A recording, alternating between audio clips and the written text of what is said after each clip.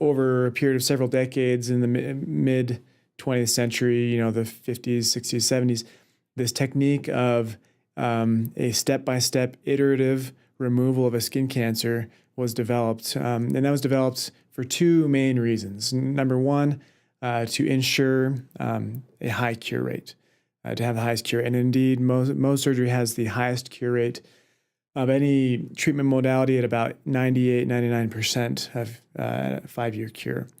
Wow. The second reason for that was, in addition to having a high cure rate, it also made the smallest hole.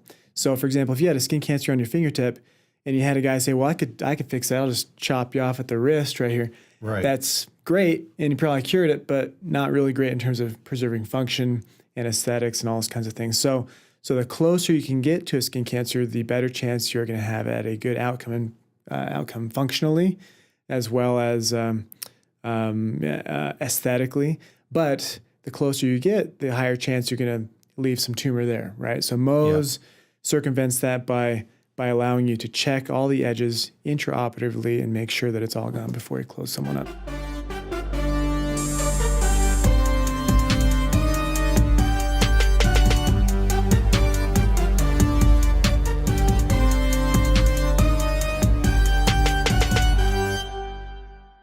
Welcome to Drive, where our goal is to help you drive growth, drive value, and be able to leave your business on your terms. Super happy to have you here today for part 2 of the Daniel Jensen interview. Where's part 1? Well, it's lost in editing. Something went wrong terribly last week, so someday someone will be able to recover that, and that was an amazing interview. We're going to try and have the same conversation or a better conversation than we had last week. I think all of our conversations are great. Yeah.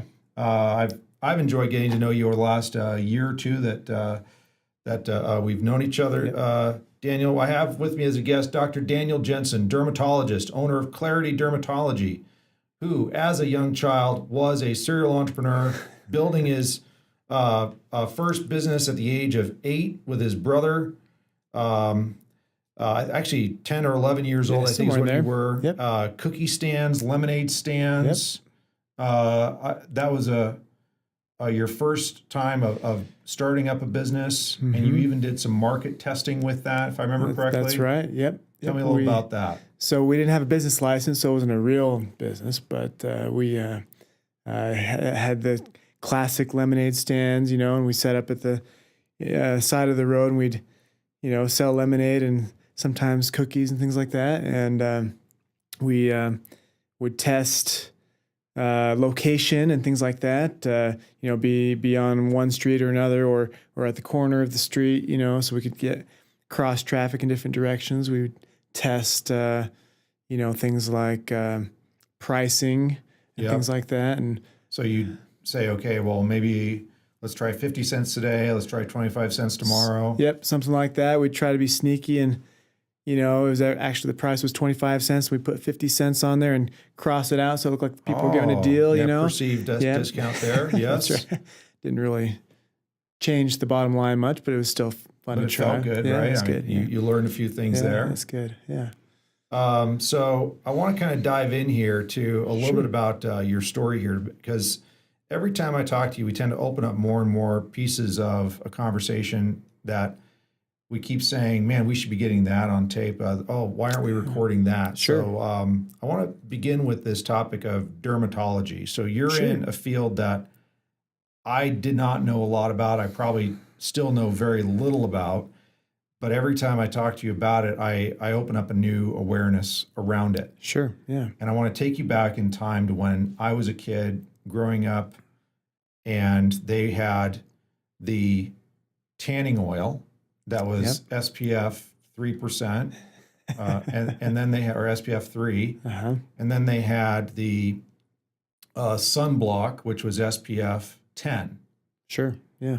And you had your choice of somewhere between 3 and 10, depending on what it is you wanted. Sure. And now all of that's changed dramatically. Yeah, I think the paradigm has changed a little bit from a tanning lotion to a sunscreen, which, it implies that it's blocking out some, but not all of the sun, and so the goal is, with sunscreen at least, to prevent the damage that occurs from the UVA and UVB rays that happen with the sun.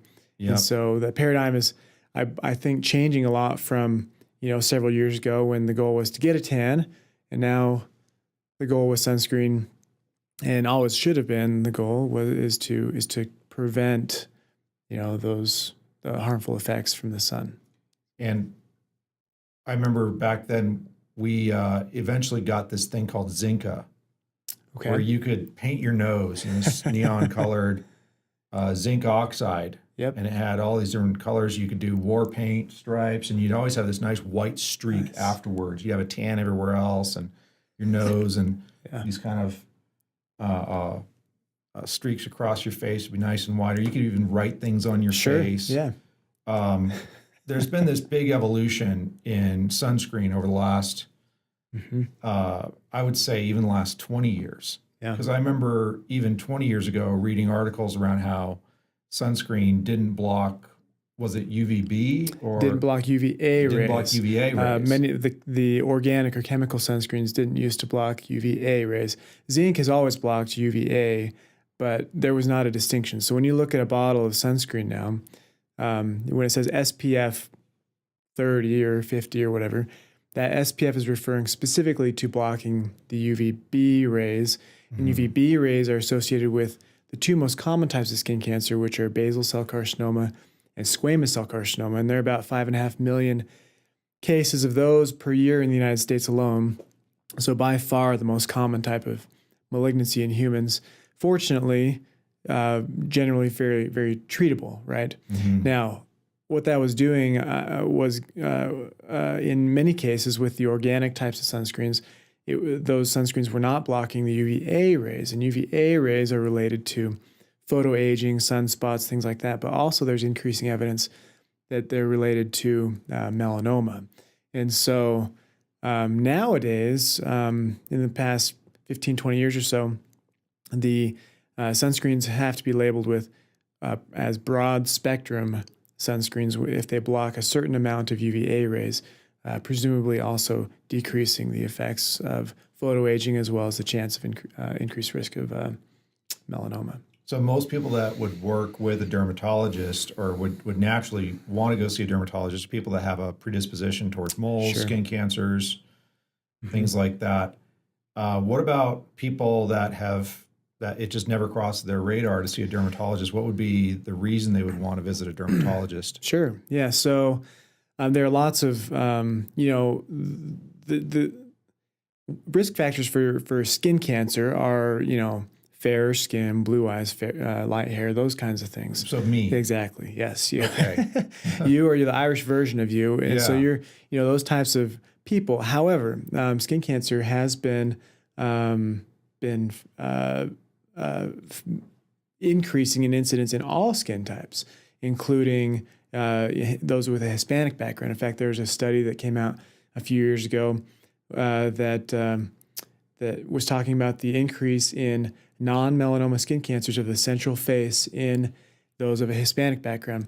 So I've seen skin cancer in all types of skin. And so if there's anything growing or bleeding or new or that you're not sure about, or a sore that's not healing or something like that, that's definitely worth, seeing a dermatologist about. And talk to me a little about the sins of the past. Having a childhood like mine where you ran around on beaches as a kid with sometimes no sunscreen and just tried to build up a tan. Right. And so you get that tan layer. That was your perceived, I am now, sunproof. Yeah. Yeah. That was my childhood. Yeah. So I imagine there's probably a lot of people who had that same perception as a kid that are now in their 40s, 50s, 60s, maybe even their late 30s that had similar childhoods. What's their risk going forward? That's a great question, because there are different types of skin cancer, right? And so of the three most common types of skin cancer, the people who, there's evidence that when you get a chronic tan, for example, and you're tanned, like say you're a farmer who's always out in the sun, always has a tan, from their mid-sleeve down, right? That leathery skin. Exactly. Yeah. So that is an increased risk for skin cancers like squamous cell carcinomas and things like that. Whereas your weekend warrior, or the guy who goes to the beach twice a year, once a year, and gets fried, and that turns into a tan or doesn't turn into a tan, they're at higher risk for basal cell carcinoma and melanoma. And so different types of sun exposure predispose you to different types of skin cancer. And a tan is just an evidence of your body trying to protect itself from the sun. And so, so basically, if you had a tan for a lot of time during the summer, for example, you're going to be at higher risk for those because your body was just telling you, hey, don't get this much sun because I'm just trying to protect myself. Right. And so here we're in Colorado, where a lot of people are pretty aware of sun equals bad. Okay. Because we have more sun than any other state, I believe, in the lower 48. We've got like 300 plus days of sun a year. We're at this higher elevations. There's less atmosphere here. So does this actually bode well for you as a doctor? Does this actually does provide a little job security, security?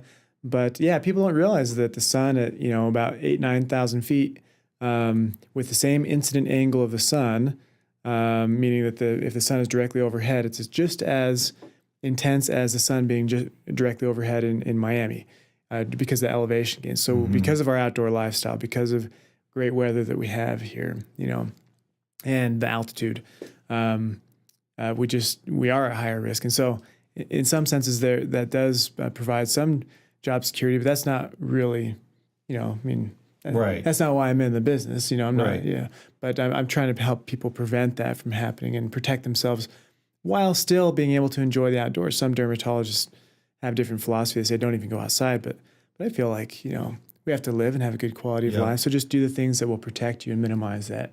So what should we be doing? Is it just sunscreen when we go outside? Is it wear these special clothes that have the impregnation of this stuff in there? What's the best tactics for people in Colorado? So that's a great question. So I will usually recommend wearing some sort of sunscreen every day on a regular basis, because the UVA rays. It's winter right now. Even wintertime. We had a bomb cyclone 2 days ago, and it's cloudy outside. We should be wearing sunscreen today. The UVA rays pass right through clouds, and they also pass through window glass in many cases. There are certain window glasses that do block some UVA rays, and they generally do block UVB rays.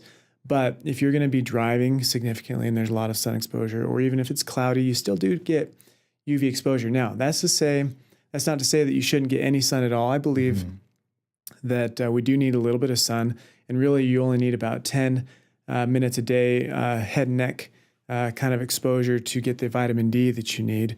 But really protecting your skin every day with a sunscreen. If you're going to be outside, specifically doing an outdoor activity, I recommend reapplying your sunscreen every 2 to 3 hours and anytime you get out of the water. Okay. Even though sunscreens say they're water resistant up to 40 or 80 minutes, I don't trust that. I just recommend putting that on. So sunscreen every day.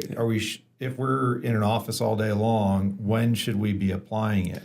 In my case, for example, I've just put it on in the morning, and I get a little bit of incident sun exposure, and that helps my vitamin D levels. But that's just once a day, I think, in the morning if you're going to be inside. Okay. If you're going to be outside, then we don't have to use the 2-hour rule on that one. No, probably not. Okay. So what are some other areas that dermatology covers that people aren't normally aware of? Yeah. So dermatology is the science of the hair, skin, and nails. Or skin, hair, and nails, I guess. Principally the skin, but we also treat hair disorders, so hair thinning, hair loss. There's many genetic hair disorders, things like that. And then, of course, the nails. There's lots of problems that can come up with the nails, depending on your occupation, work exposures, things like that, or just naturally, they might just pop up. So got it. And you got into dermatology because of what? Like, what made you wake up one day and say, I want to look at people's little bumps on their skin? That's kind of weird. Yeah, it is kind of weird. In fact, when I was in high school, I remember telling my biology teacher, I want to be a doctor, but I know I don't want to be a dermatologist because I don't want to look at rashes all day, right? But I soon realized that most people aren't calling you at 2 a.m. about a rash, right? So that was my first, okay, well, maybe I ought to think about this because I want to have a family life and stuff. But then as I really looked into it, dermatology is really wonderful because you can, if you like research and, bench top research where you're developing drugs or learning about a disease process like melanoma, you can do that. There's opportunities for that. If you want to do clinical research, you can do that even while you're in private practice outside of the academic setting.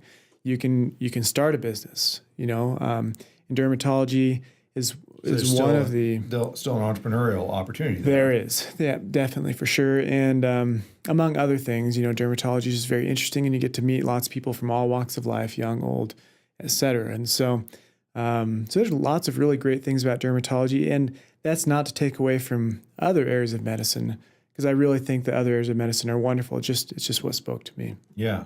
Yeah. So good quality of life balance. Is there ever such thing as a boring day at the office, or is it keep it pretty varied? I like to joke around with patients. So if it's there's not really anything boring. I mean, there's normal things. Acne walks.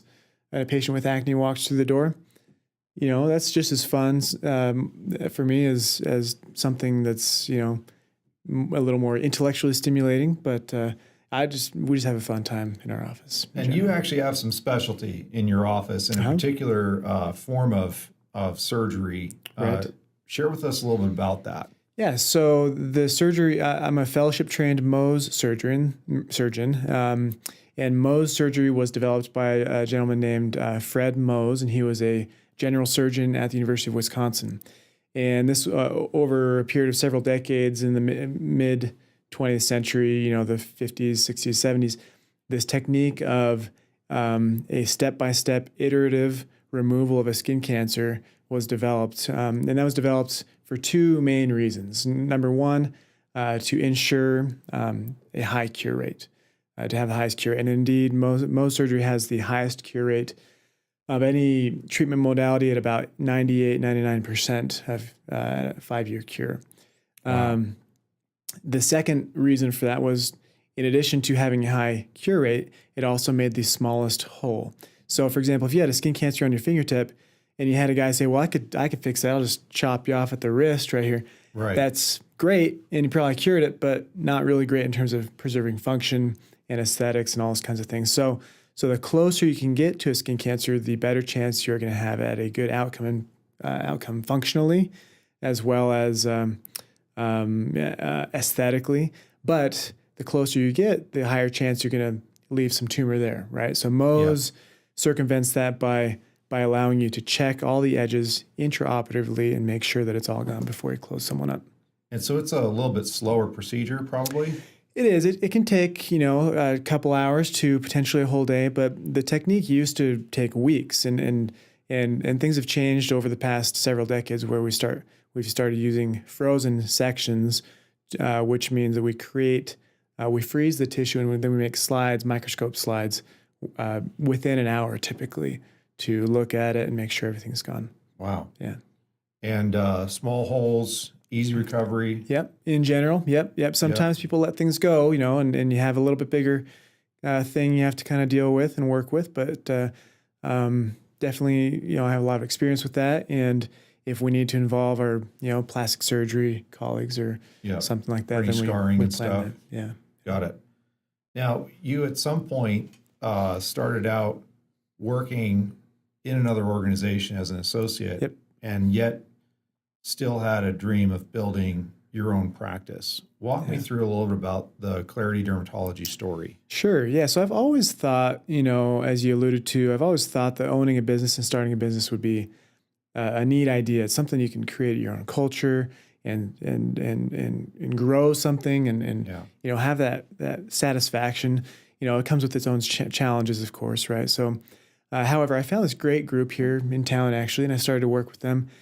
And it was really wonderful. And I had the intent that if it worked out and, that I'd potentially just stay and work with them, and that's okay. But into that process, I, just realized that maybe it was a better thing for me to go out and be able to create something. And I just never could put that away, And so I decided, I'm just going to go ahead and make preparations to do that. And I did, and took the leap of faith. And so how long ago was that? How long ago that did you was open your doors? a year ago last week was when we opened up. Yeah, so it's been a lot of fun. And how long when you how long before that did you actually start the process of looking at real estate and figuring that part out? That took about, let's see, from the time I really got serious about doing that, took about 9-10 months from starting to opening. Did you sleep at all during that time?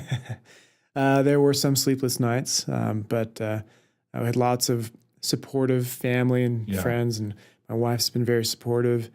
And even though there's been bumps in the roads and things we've learned, in general, I sleep pretty good. Yeah. So it was, were you like poring over architectural designs, looking at layouts, trying to figure out how many bays you wanted? Walk me through some of like the going from, I think I want to leave being an associate and open my own practice to I'm kicking my doors open. What was that? Yeah, I mean, we had to look at, we had to find a space first, right? We had to come up with branding, a name, all these things. And there were lots of legal considerations and things like that we had to take into account. I had to think about, how big of a space do I want? How much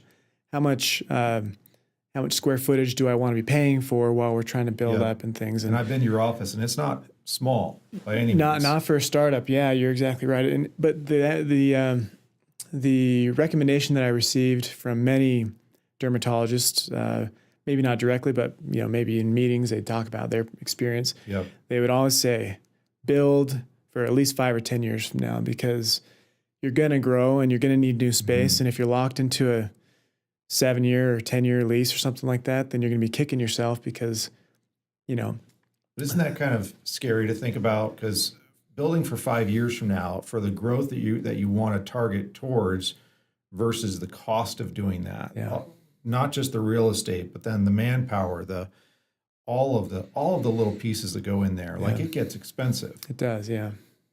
Was that like did you ever feel yourself like pulling back from that? Yeah, I think they're trying to second guessing yourself a little bit. Yeah, I think I think at least in my field, fortunately, you don't see a lot of dermatologists going out of business. So there was that always kind of foundation, like, is it going to work out? Is it going to work out? Yeah. It's going to be tough. It's going to work out. But definitely there were times like, okay, do I really need 3,500 square feet? Do I really need 9 exam rooms? And right now I'm working out of 3 exam rooms, right? So obviously I don't need it for now, but several years from now, hopefully I will, and so, so the question was, do I need this space, or can I get by with something a little smaller? And if I get the bigger space, can I put that extra space to good use that's going to make it is there going to be added value by getting that extra 500 square feet or whatever? So. And did you have any support for that thinking in like friends or family, people that had kind of been down some of this path themselves? Yeah. So, I mean, my wife and I have different personalities, right? She's much more cautious than I am. I'm more a little bit like, we're going to, gamble a little bit. And a little bit more of a dreamer. A little bit, yeah, probably so. But she's got this incredible business mind. Yeah, she's very analytical, and she'll ask the tough questions that I might be afraid to really stare in the face, and she'll make me ask those questions and make sure that I really think through the next step. Is this purchase of this device, for example, this laser, really going to, and sometimes I listen and sometimes I'm really reluctant to listen because I really want to do that. Right. But she keeps me grounded and in reality, and so, but I've had other people who have been, a lot of people who have been very supportive, friends and family.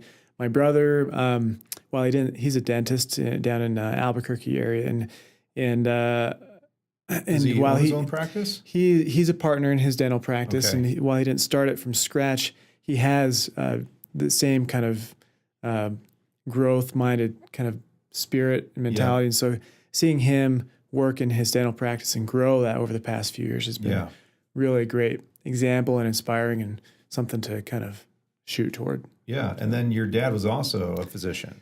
That's right. He's a radiologist. Still is. Yep. He still practices. Practicing. Yes, he does. And he he joined a larger practice, but has been integrally involved with the business aspect, and their group has grown significantly in the past 15, 20 years that he's been with them.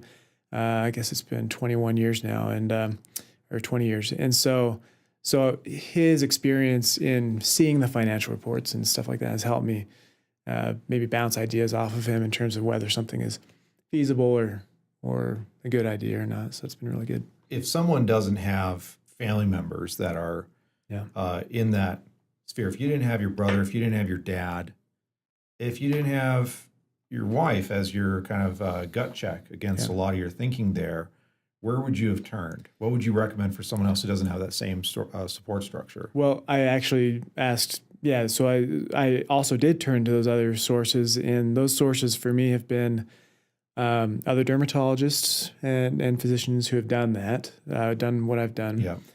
I was, I got to work in several locations doing something called locum tenens, which is kind of like a placeholder physician position while someone was like maybe on maternity leave or something like that. So I got to work in other practices and see how they did it and pick their brains about, hey, what'd you guys do with this? How'd you handle that? So that was one thing.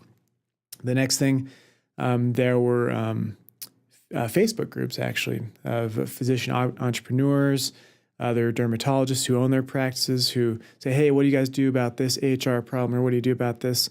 I had this employee who did this or this patient who did this. How do you handle this? Yeah. That's been invaluable. And then the other really valuable resource has been like advisors. So accountants, an attorney, people like you, who have helped me look at the financials and make sure that a growth opportunity, for example, is feasible and a reasonably good idea. Yeah. Well, that's great insights there. Just get outside your shell, get outside your own limited thinking there. So speaking of that, how do you end up staying sharp? How do you end up how do you keep your drive to show up and do it tomorrow going? Oh, yeah. So I mean the overall vision goal of being part of a practice that is a great place to work and a wonderful place to see patients. It's very patient centric, and creating this entity is this kind of long-term goal, right? Mm-hmm. And so far, I think we're really on track with that. But to keep myself sane, because my wife works with me, she's the practice manager, and we end up talking about things at home. And so how do we kind of separate life and from work and things like that? I mean, do you just decide not to talk about it at certain times? Well, or is just we have tried to do that. We have tried to do that. We've not been very successful. It's tough to separate those things. And Julie's better about setting some of those boundaries and things. But you got to do things. I mountain bike and I play the piano just to kind of set my mind at ease about certain things and just do those kinds of things. To anything on the road, because I imagine you probably have some commuting you have to do too. I have had to do some of that, especially when I've taken these jobs, these temporary jobs. In the interim while I was setting things up. And so, I mean, I'll go to the gym at the hotel and, work out and things like that. And, maybe see a movie or something, just something fun to kind of balance life a little bit. So, walk me through some of the things that if you could go back over the last 2 years, because it's really been kind of a year, 9 months, year, 10 months, almost 2 years now from when you said, I'm going to do it, to where you are today. Yeah. If you could redo any of your decisions, what would you do differently? Well, there's something to be said about preparing yourself financially. A little bit beforehand, because I had just come out of fellowship. I worked for a year with this other group, which would back up even further than 2 years ago. Right. Oh yeah, there's more preparation behind that for sure. But when you get out, a lot of people don't realize. I mean, a lot of people realize that when you're going through medical school and residency and fellowship, there's a lot of deferred gratification, right? And a lot of opportunity costs and all those things. And so when you come out, I mean, I was working for a year, there's some financial preparation, but, in the end, we didn't have quite enough time to probably prepare ourselves quite enough financially. So there's been some stress, trying to, pay for the mortgage, and Yeah, things like sure. that, and so that's one thing that I wish maybe I would have been able to prepare just a little bit longer. Yeah, so maybe some budgeting, some saving, some that's right. keeping expenses in check type stuff. Yeah, and we've been very fortunate. We had some things kind of to back us up, both family members as well as we had some money kind of put away through. We had purchased a home during residency that we were able to sell and use some of that to help support us and things like that.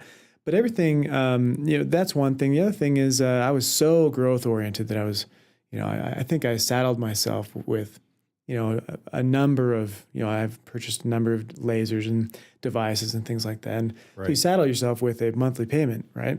And so that has, while it has helped us grow, it is also, your overhead increases with that. And so balancing that growth with being able to, pay yourself and things like that has been a little bit of a balancing act for us. But, I'm learning that, and I think every business owner learns that. So how do you kind of balance? How do you keep that balance going forward? Like, when do you decide to bring on more staff, more people to the practice? Yeah. So I had for example, we had medical assistants and nurses that help me, take care of patients and things. And so I have this number in my head. Oh, I need to be able to see on average this number of patients in a day for me to be able to bring someone on.